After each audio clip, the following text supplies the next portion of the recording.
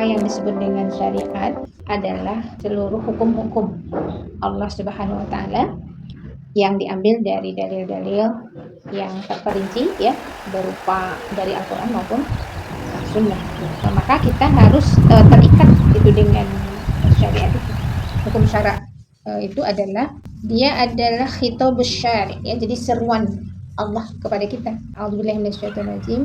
Ya ayyuhalladzina amanu kutiba alaikumusiyam. Itu kan seruan.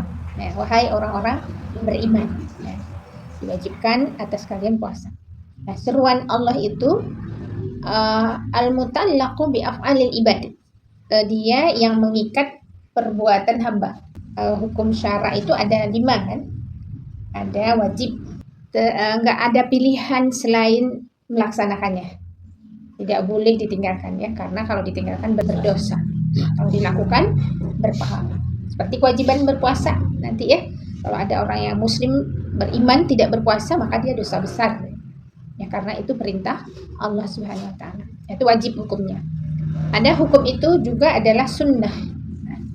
Sunnah kalau dilakukan berpahala, tidak dilakukan rugi. Ya rugi. Memang nggak berdosa tapi rugi. Ya misalkan nanti ada sholat tarawih, nah, itu kan memang sunnah. Ya tapi kalau kita melewatkannya rugi. Hukum syara yang ketiga adalah makruh. Ya makruh dilakukan tidak apa-apa, tapi meninggalkannya lebih baik. Contohnya hukum makruh itu adalah tidur setelah sholat subuh, lebih baik ditinggalkan. Kemudian berikutnya hukumnya haram. Kalau haram itu nggak ada pilihan selain meninggalkan. Misalnya apa haram itu? Memakan babi, ya itu kan haram ya. Terus memakan hewan yang tidak disembelih. Kelima adalah mubah. Ya mubah ini hukumnya boleh, ya boleh dilakukan, boleh tidak. Ini pilihan. Nah, contohnya adalah makan. Nah, apa kaitannya dengan kita bersegera ya untuk menjalankan syariat Allah Subhanahu wa taala itu? Nah, sejenak kita akan lihat dulu kita dengarkan dulu kisah ya para sahabat ya. Ketika haramnya bangkai ya, bangkai itu haram kecuali 2 saja bangkai yang enggak haram itu. Ikan dan belalang. Nah, ada sahabat Rasulullah SAW meriwayatkan ya, Hibbah bin Hajar mengatakan bahwa kami bersama Rasulullah SAW ketika aku sedang memasak daging bangkai. Jadi sebelum ayat haramnya bangkai itu turun, para sahabat itu biasa memasak bangkai. Apakah itu bangkai kambing ya, bangkai domba atau bangkai onta gitu, daging ontanya. Tapi tidak lama kemudian Allah menurunkan surat Al-Maidah ayat 3. Ya, a'udzubillahi minasyaitonirrajim.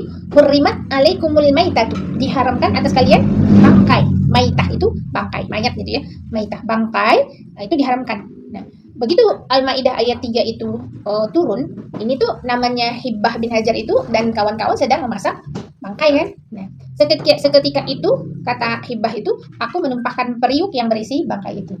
Jadi bersegera, langsung saja begitu ayat itu turun, langsung ditumpahkan. Nah, maka ada perintah Allah Subhanahu wa taala di dalam surat Ali Imran ya, ayat 133.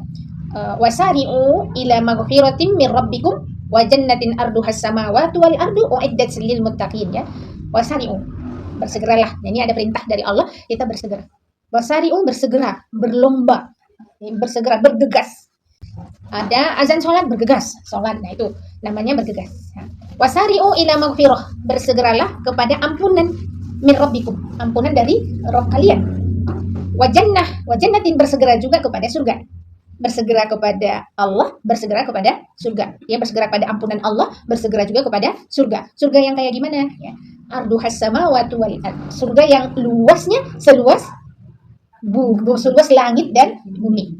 Tapi apakah ada di seluas bumi dan langit itu ada kita? Salah satunya punya sepetak tanah di bumi gitu kan, untuk bangunan istana kita misalkan ya di surga itu.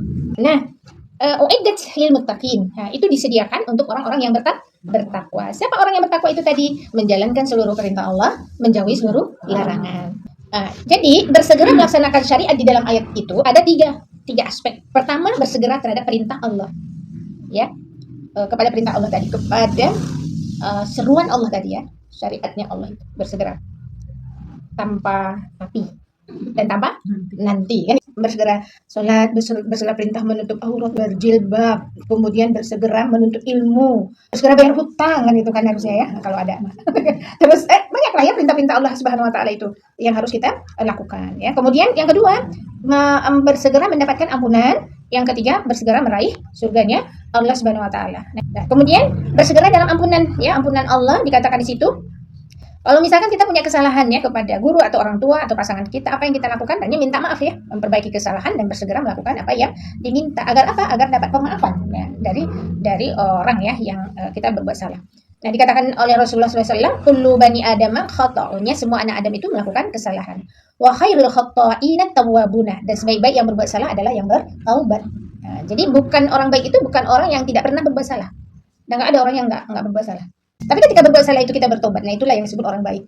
Ya, bukan orang yang tidak pernah berbuat salah sama sekali, dan memang nggak akan ada. Ya. Ketika kita bersegera kepada ampunan Allah, maka kita juga bebas dari siksa api neraka. Ya, ampunan berarti terbebasnya manusia dari siksa, ya, dari siksa azabnya Allah Subhanahu Wa Taala. Ya, menurut Wahbah al-Zuhaili, kata ampunan didahulukan daripada surga karena orang yang belum bersih dari dosa tidak berhak masuk surga. Kita banyak berbuat dosa, tapi karena diampuni oleh Allah Subhanahu Wa Taala, ya kita masuk surga. Sehingga sebelum masuk surga, seorang hamba harus terlebih dahulu memperoleh ampunannya. Makanya mohon ampun terus, jangan lebih baik banyak beristighfar, ya. Ketika kita naik kendaraan ya istighfar, ya astagfirullah, astagfirullah, daripada itu ya. Dan kita juga pernah dengar cerita kan, kalau nanti di akhirat itu kalau yang berdosa itu timbangannya misalkan lebih besar dosanya dibandingkan pahalanya, kan dia dicuci dulu gitu ya, dibersihkan dulu. Nanti kalau sudah bersih, baru dia masuk surga karena keimanannya. Nah, tapi kan nggak mau begitu ya Bu, udah kepengennya mah langsung. Nah, bersegera menuju ampunan tadi, wasari'u ila maghfirah tadi, itu maksudnya adalah bersegera kepada segala sesuatu yang meniscayakan teraihnya ampunan. Apa yang membuat kita bisa diampuni oleh Allah Subhanahu Wa Taala? Nah, pertama ya baca istighfar, ya kan? Karena kita banyak dosa. Istighfarnya Rasulullah itu polanya 70 kali sehari, 100 kali sehari, gitu ya, beristighfar itu. Terus Al-Qurtubi dan Al-Kinuzi menyebutnya itu adalah dengan ketaatan. Ya, bersegera menuju ampunan Allah itu bersegera dengan ketaatan. Itu caranya kita minta ampunan Allah itu sesegera mungkin. Tidak menunda ya, menunda ketaatan itu. Sehingga kita harus biar tidak masalah dalam kemaksiatan gitu ya. Nah, nanti kan gampang minta ampunan. Nah, itu namanya nggak bersegera ya.